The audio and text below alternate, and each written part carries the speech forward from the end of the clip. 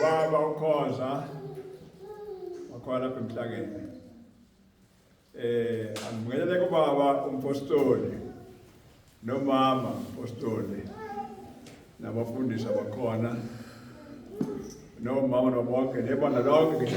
uJesu Kristu uyinkosi. uJesu Kristu inkosi. uJesu Kristu inkosi. uJesu Kristu inkosi. uJesu Kristu inkosi. uJesu Kristu inkosi. Ngibonga uNkulunkulu wethu omuhle, onomusa, onothando.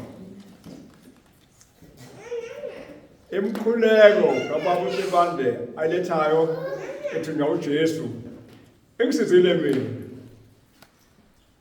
Yangisiza ngimele nginkosi nemoto ngisesibhedlela. Kuthi makufika inhlungu ngithi uJesu Kristu inkosi. Hayi ziphele. Ngilale ngiphele. Okwamanje ke nje. Okwamanje kunomkhuleko baba ufakile wokunqoba. Ngicabashisa ukuthi angikhali mangikhama. Kodwa ngokuphula lomkhuleko hayi kwaphela. Nese belifipha kakhulu ngasaboni. Liyabona manje asafana nakuqala. Ngithi yambonga uNkulunkulu wethu. Baba uSibande ngiyabonga ukuthi wamlalela ekubiza.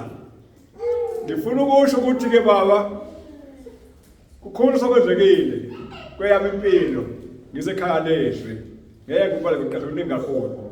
Kodwa ngithi ngibonga uNkulunkulu ngalomkhuleko nje wonqoba impela unqobele mina lempi kade ngigcwele nayo. Ngithi ke uJesu Kristu inkosi ngiyambonga uNkulunkulu. uJesu Kristu inkosi.